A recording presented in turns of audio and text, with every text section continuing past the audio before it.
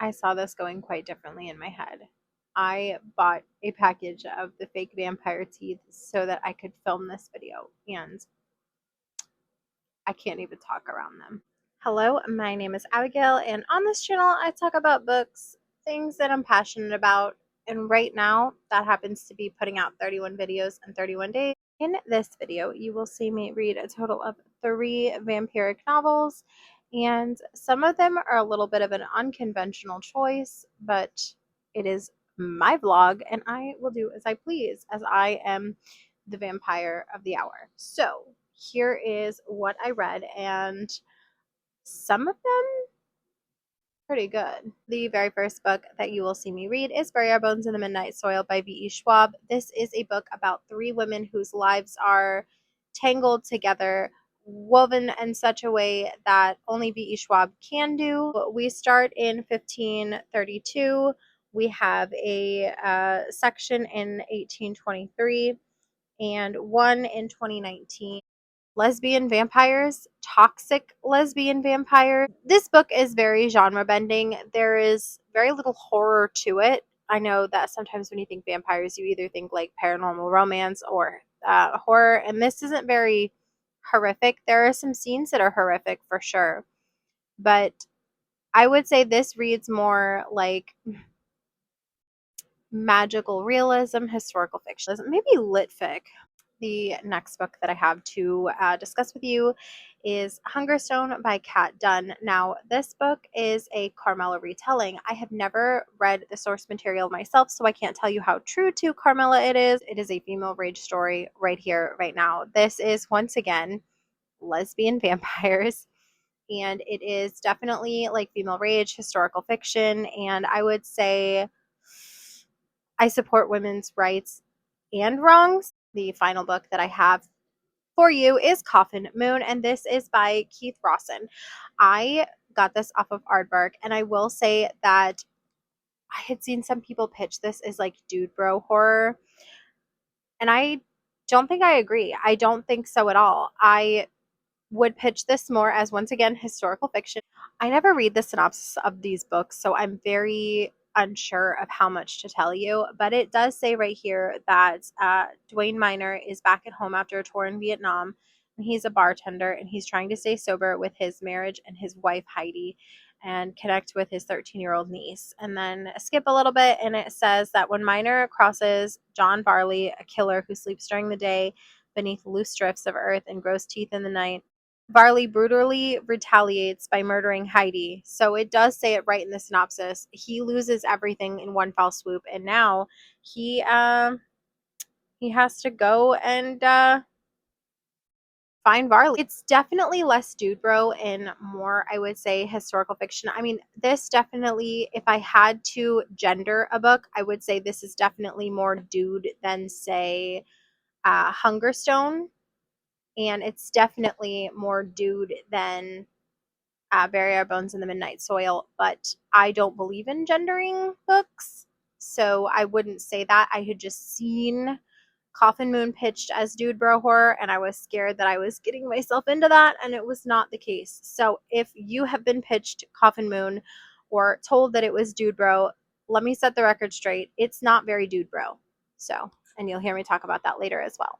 I will now send you back in time to when I began reading my 3 queer vampire historical fiction horror novels. Well, I mean, Bury Your Bones in the Midnight Soil is less horror, but vampires, okay? Listen, I know what I like. This book is really fucking me up right now. In all fairness, I started listening to this book on audio because, as you know, I'm attempting to do 31 videos in 31 days, which means I need to diversify how I read. And by diversify, I mean listen to audiobooks while I do other shit aside from read. So I think it was Friday. Friday, I started reading this book. I think it was Friday. Maybe it was yesterday, Saturday. I started reading this book on Friday, but on Saturday, I had gotten to, in the audiobook, page 114, and I had to stop. I was washing the dishes, and I literally put all the stuff into the sink, and I just dropped it all, and I was shocked. I stopped listening to it and started reading it physically, and this book is fucking me up. This book is fucking me up. Okay. I am fucked up from this book. I wish I would have started with any other of the vampire books. This book is fucking me up. I don't know how how do I live? How do I live after this book? There are a couple V.E. Schwab's books that I have read in the past, and this one hurts. This one hurts so good and so bad at the same time. My I I don't know what to say. The lives of these women are so intertwined, and I knew that going into it, but it says three young women, their bodies planted in the same soil, their stories tangling like roots. One grows high, one grows deep, one grows wild, and all of them grow teeth. And that we reference a lot to the Bury Our Bones in the Midnight Soil poem. And I knew that this was going to have three women intertwined, but I didn't know how deeply they were going to intertwine. And when I started reading this, I cared only about Maria. And then as time went on, I cared only about Alice. And now I care so much about Lottie. And now I care about Alice again. But what is this book? And why does it hurt so good? And I can't wait to finish this book so that I can go onto the internet and see what other people think of this book, because I've been avoiding books about the or videos about this book. I've been avoiding reviews about this book. I've been avoiding it like the plague because I didn't want to know a damn thing. And when I finish this book, I'm going to scour the internet and I'm going to watch every fucking video and read every fucking review, because I need to know if this hurts other people the way that this is hurting me. I feel it. I feel it in my gut. I feel it in my bones. This book, it I wasn't even necessarily sold on this book in the beginning. I was like, okay, well, I've enjoyed some of E. Schwab's books in the past, and this is not necessarily really something that's up my alley. It's got emphasis on historical fiction with a little bit of fantastic realism and stuff like that, and that's not usually my thing. And when I say that's not usually my thing, it's because I rarely pick it up, but every fucking time I pick it up, it hurts, and it hurts good. And maybe, just maybe I am a historical fantastical realism bitch. And maybe the reason that I don't think that it's my vibe is because every time I pick one up, I hurt after. And maybe that's why I stay away from them.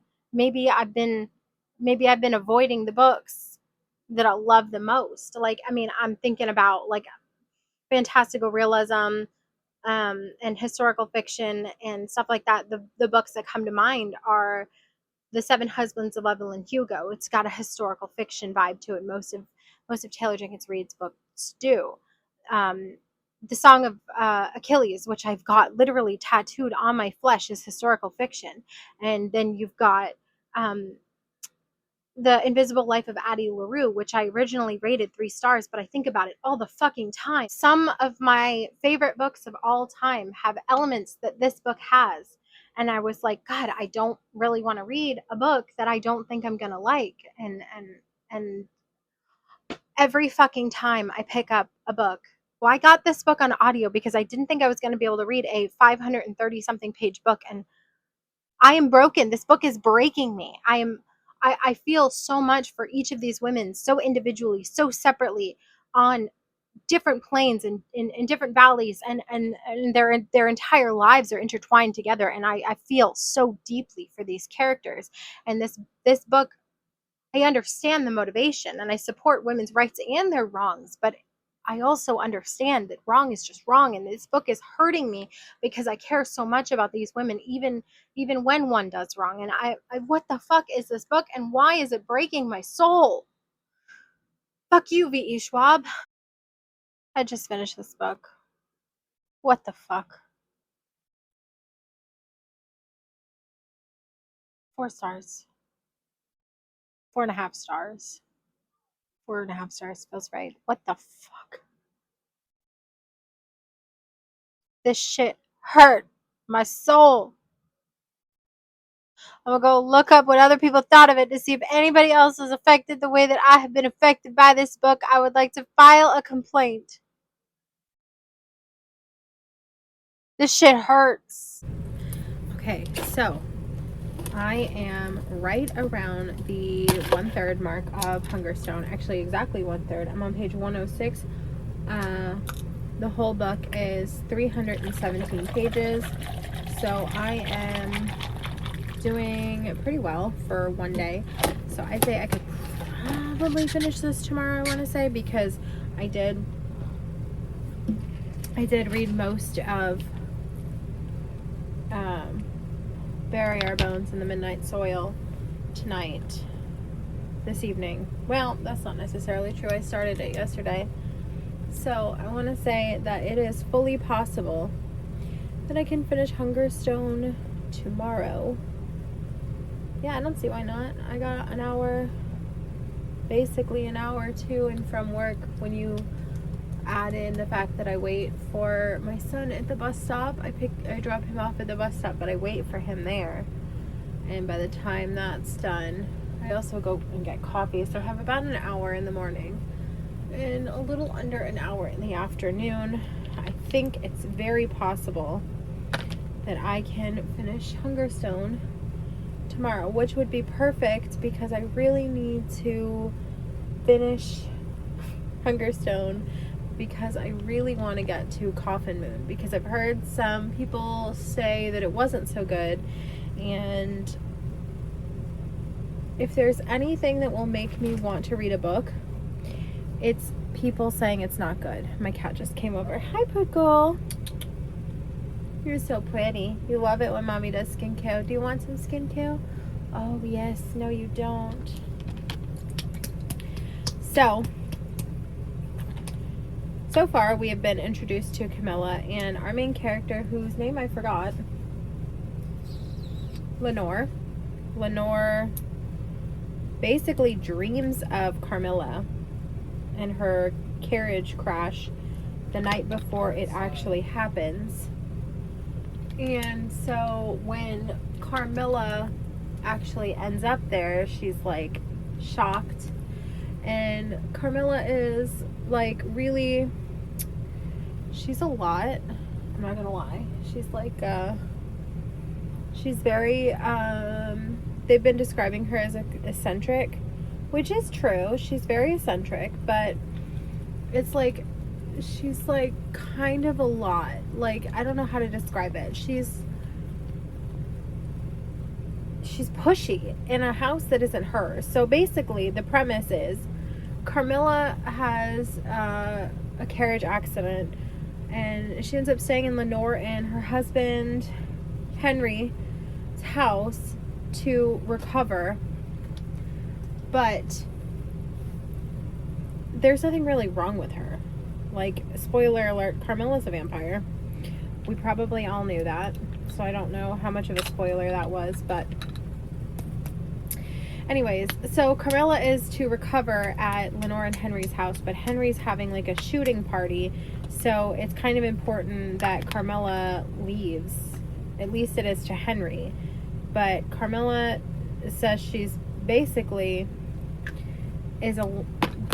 Carmilla is telling Lenore that it's up to her, and Lenore is getting forceful with her husband, which, like, listen, totally fair, totally justified. Like, you tell him what's up, right? But the thing is with this situation is that Carmilla's actually a fucking vampire. So it's like her husband's like, do we really need Carmilla here? And Carmilla's like, I will leave if you tell me, Lenore.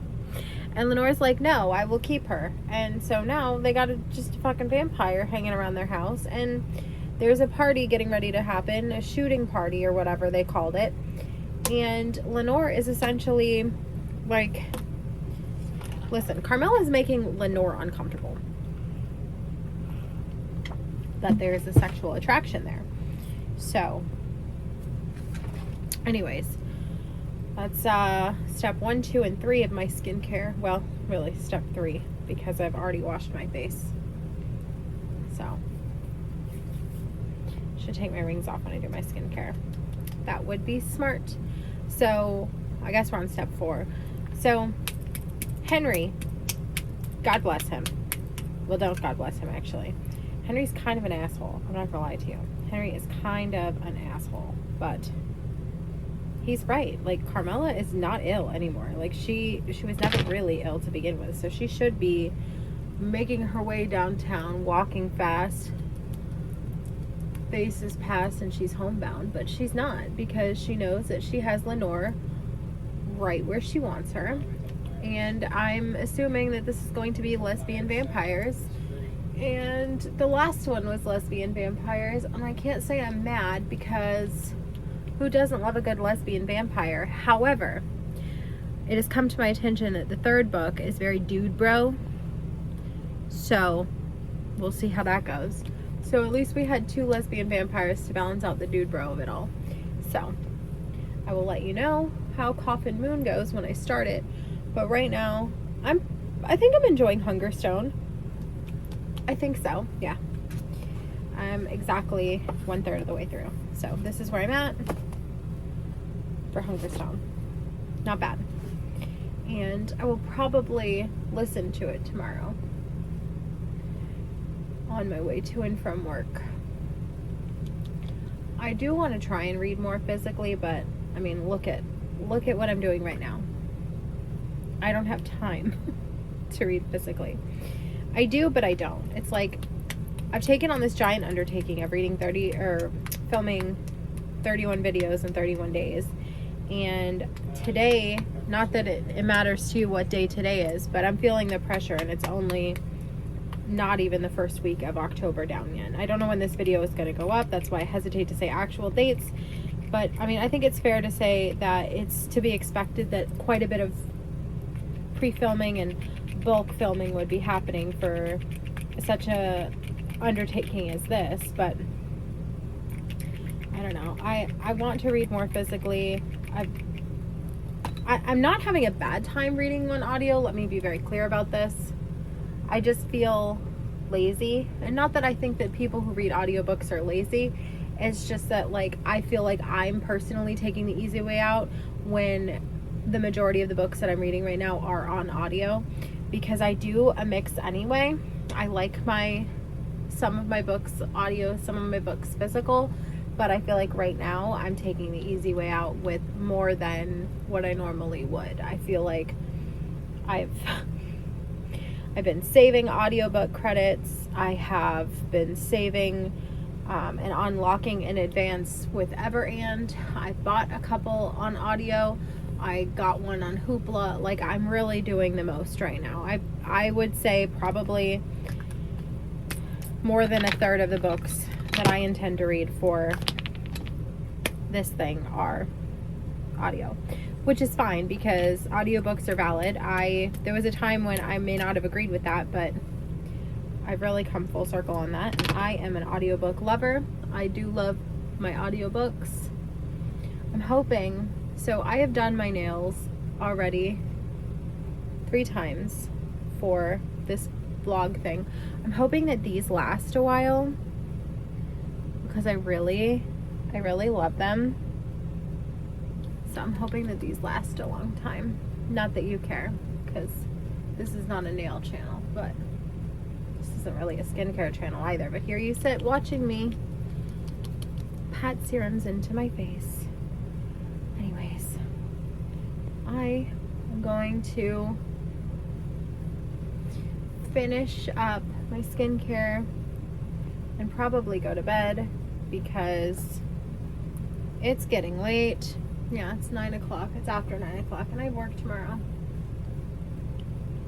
And I would like to get a decent night's sleep tonight because I slept really shittily last night and the night before. So, and tomorrow's Monday, so I really need to get my life together. I got around to looking at what people are talking about when it comes to Burial Bones and the Midnight Soil.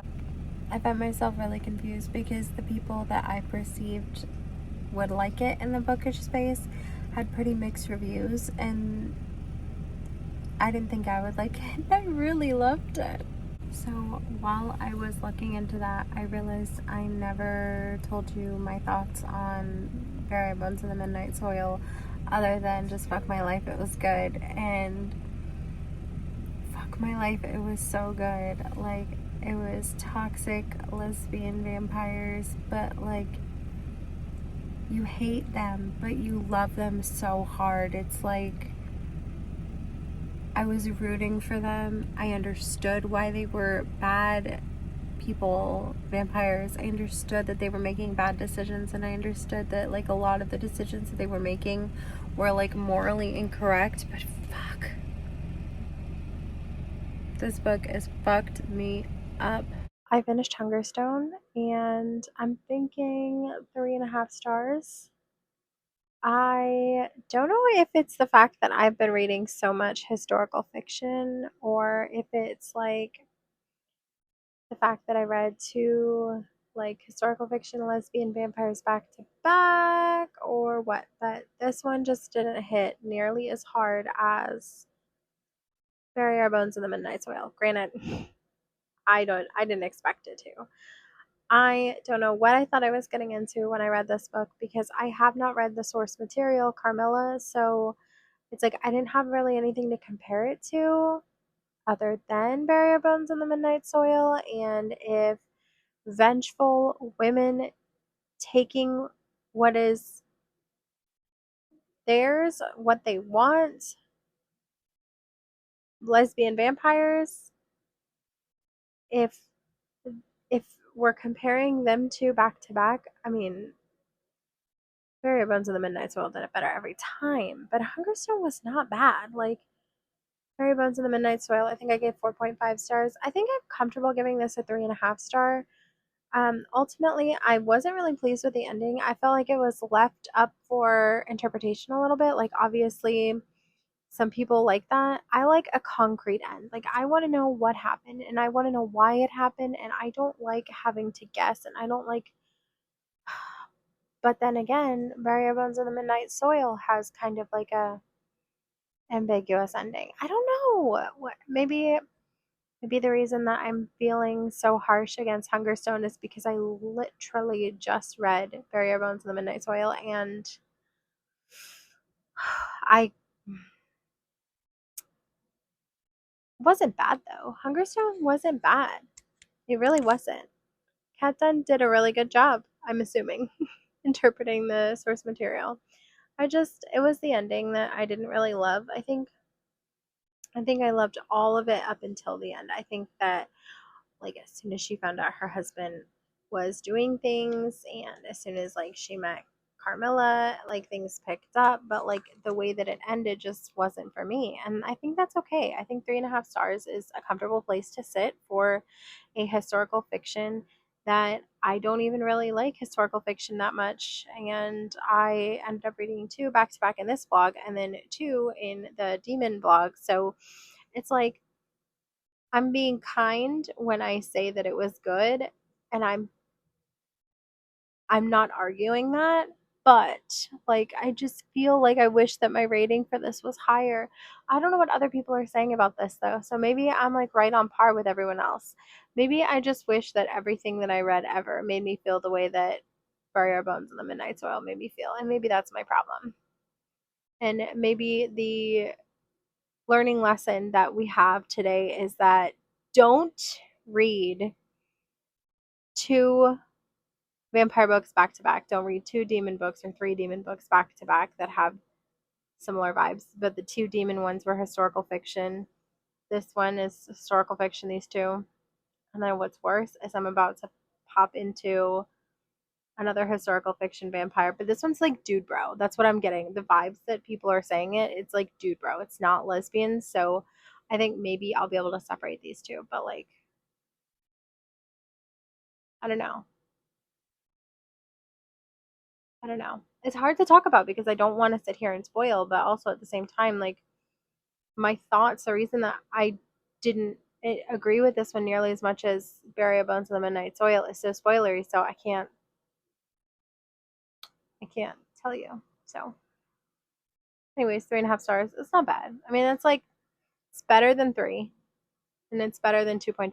So I've decided I need to say something. So I'm going to put my hand down when I'm done spoiling. And so if you want to not be spoiled for this book, go ahead and click away until my hand goes down. I was so happy when Carmilla returned. I feel like the reason that I didn't love like the last third of it was because all of these things that Lenora was going through and Carmilla wasn't there. And I just feel like, first of all, their sex scene, top notch for historical fiction, lesbian vampires. I really liked it. I think I liked it a lot better than the sex scene in Bare Bones in the Midnight Soil. But I digress. I feel like I wanted more of Carmilla, and I think that's my problem. And I realized that Carmilla was a side character and Lenora was the main character, but I wanted more of Carmilla, and I don't think that that's a unique opinion. I've seen some people talk about this, and I think that most people that I saw talk about it. Now, granted, I didn't go in depth. I wasn't looking for super big detail when it came to this because I didn't want to be spoiled, but I think that this is not a unique opinion. I think that a lot of people wanted more of Carmilla. So I think that maybe the reason that I didn't love it so much is Carmilla disappeared for the last third. And to me, I know that Carmilla isn't the main character, but like she has main character energy. So there's that. All right. So to sum that up in non spoilery terms, basically the last third didn't do it for me because of a reason. And I will go ahead and hop into Coffin Moon now so we can knock out another historical fiction vampire read. Yeah. So I just started Coffin Moon this morning. While I was doing my makeup, I was listening to the audiobook. I'm going to go ahead and complete it via audiobook, or complete my time right now in the car via audiobook. But I hurt for this main character so much. And my impression of it was that it was going to be a slog to get through because people had said that it was like dude bro kind of horror. Like, I don't know. It feels like I was expecting to slog through it, and I'm so invested. Like, I am hurting for these characters. Like, this is not, like, this hurts. He's already been through so much, and then just more is continually taken, and it's just, I mean, don't get me wrong, apparently he did this terrible, horrible, bad thing that they're not telling us what it was, but still, like, I don't know, and I think we've met the vampires, and in this one, the vampires aren't the vampires ever the good guys? No, but like, in this one, the vampires aren't the good guys. I think we're going to hunt the vampires down. So, there's that. How cute is my freaking coffee? Bare Bones in the Midnight Soil was a 4.5 star for me. I would say that this book hurt in a way that I had not experienced hurt in a very long time. I originally picked this up unsure if I was even going to be able to push through this book, let alone like enjoy it in any capacity. So I picked it up originally on audio, and I found myself stopping the audiobook, stopping what I was doing while listening to the audiobook, and running to go pick up the physical book. So it is a chunky book, but I would say this is so phenomenal. The way that V.E. Schwab spins a tale and the way that she seamlessly weaves these women's lives together.